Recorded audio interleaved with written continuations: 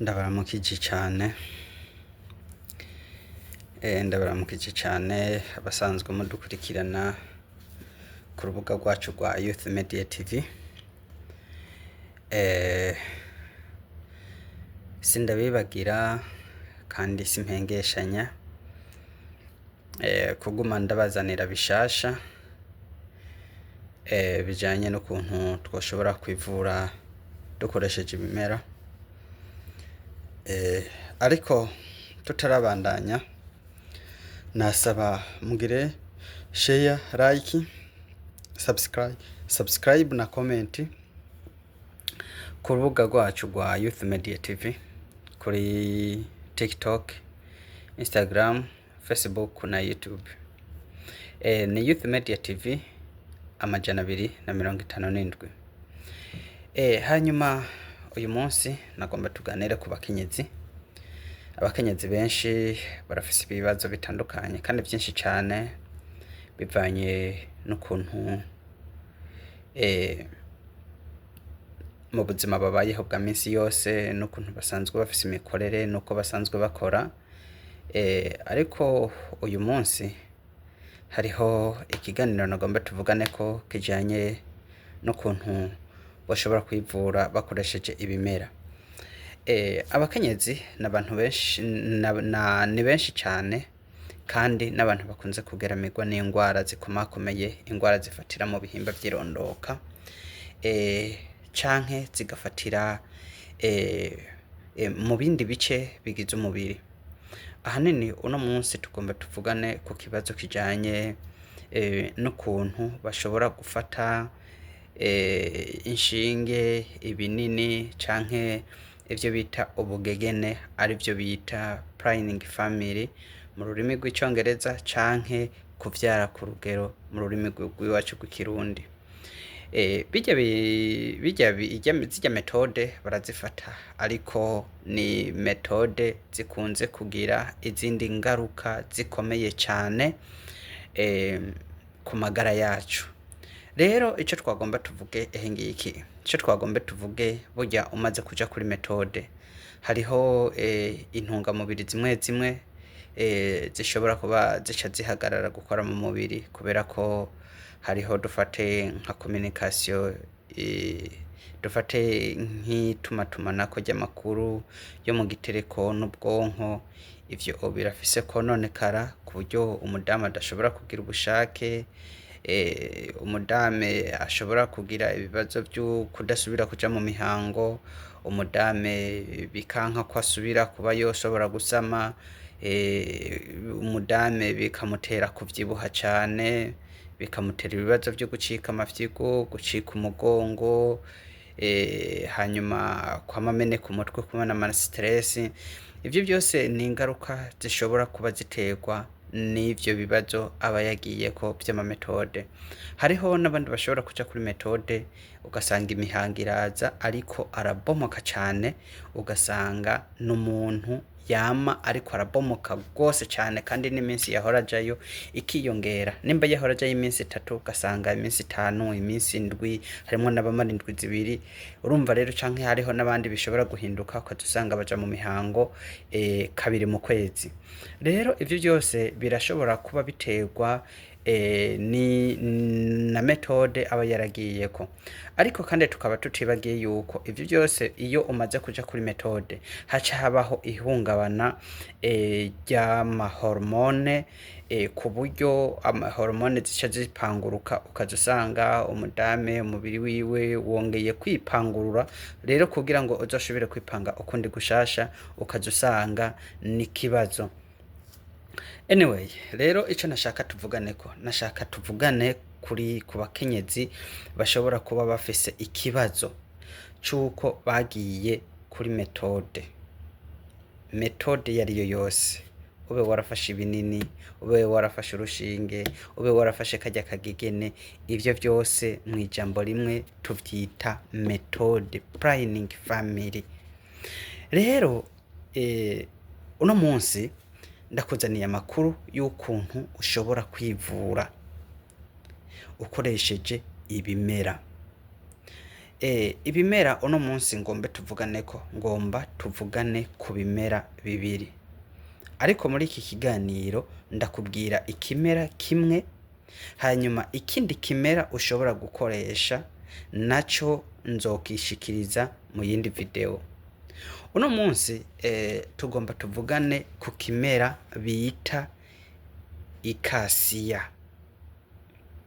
Ikasiya ni umuti ukomeye cyane gose kandi ukora ukuri kwamye. Kandi tukaba tutibagiye yuko ikasiya n'umuti ukomeye cyane, kandi abantu benshi bapfa kuwubona uko nyene mugabo batazi icarico, babona ko ari ibiti nk'ibiterano mu bindi, ariko umukasiya, igiti c'ikasiya ni igiti gikomeye cyane.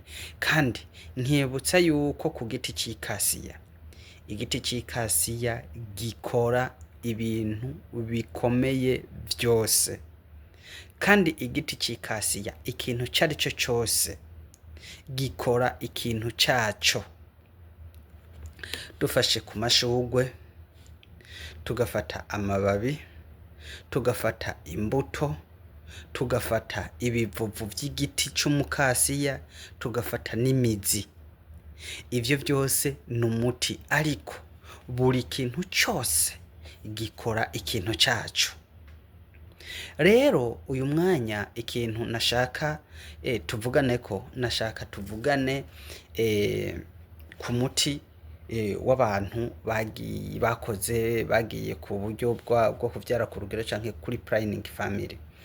Rero ni cahe kintu umuntu yokoresha ku giti c'umukasiya? Igiti c'umukasiya bisaba yuko utegerezwa kuza kurondera amababi y'umukasiya. Nshuti yanje, benshi ndiko ndatanga ibiganiro nkabona bandika ngo reka kubesha abantu, ngo reka kugira nte. Abo babivuga noshobora kubabwira ati nimba udafise amakuru vyiza wo kwigerera mu kajaga, ikigome nabo kikagutunganiriza. Dukorera mu gisagara ca Bujumbura muri komine Mutimbuzi, aho bita mu Kajaga. Ufashe bisi mu gisagara ca Bujumbura ufata bisi ija mu Gatumba, ukaca ubwira umushoferi canke umukonvayeri akakururukiriza aho bita ku Nzoka canke kuri Plaza Hotel, canke ukamubwira ati nyururukiriza kuri La Luna Residence. Aho hose izo ni adresse zaho dukorera. Nshuti, dufise ikigo c'ubuvuzi bw'imiti kama kizwi n'amategeko. Uje turakuvura kandi turagupima, ugataha ufise inyishu zimeze neza. Hanyuma rero reka tubandanye. Hanyuma nk'abantu bakeneye ubufasha badashobora kuba bafise inimero zacu, basanzwe badukurikirana kuri Facebook canke YouTube channel yacu, murashobora kutwandikira kuri WhatsApp. Ku bari hanze y'igihugu turatanguza akamenyetso ko guteranya 257 61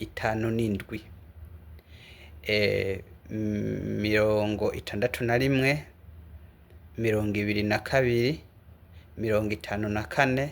54 34. Iyo niyo nimero ya WhatsApp dukoresha, ushobora kuturonderako aho uri hariho hose. Turakwakirana iteka kandi turakwishura ku kibazo carico cose ushobora kutubaza kubijanye n'amagara. Hanyuma rero tubandanije, ku giti c'umukasiya, amababi y'umukasiya, genda urondere amababi meza y'umukasiya acoroshe, apana bijya biza vyaragumantaye. Oya, rondera ajya amababi akiremvyeremvye. Ajya amababi umaze kuba uyaronse, ico cukora sikindi, ca ufata imikamato 2 y'amababi y'umukasiya. Umaze gufata iyo mikamato 2, icuca ukora sikindi, genda uyateke mu mazi angana iritiro 3 z'amazi, uyateke neza iminota iri hagati ya 15 na 20. Ya mazi amaze kuba yabize watetsemwo wa mukasiya, ca ubirindira amasaha 3. Umaze kubirindira amasaha 3, ca ufata akantu keza, agatambaro canke akayungiro, ubiyungurure neza. Hanyuma ca uza urafata akagerasi kamwe mu gitondo, akandi kagerasi saa 6, akandi kagerasi ku mugoroba, iyo ufise umwanya ukwiye.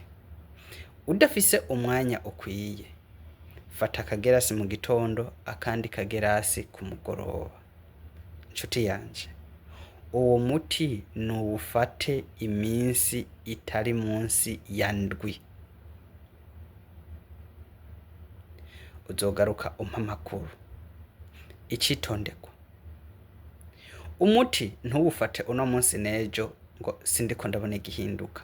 Fata umuti uko muganga yakubwiye, uzorabe inyishu bizozana, bizotanga.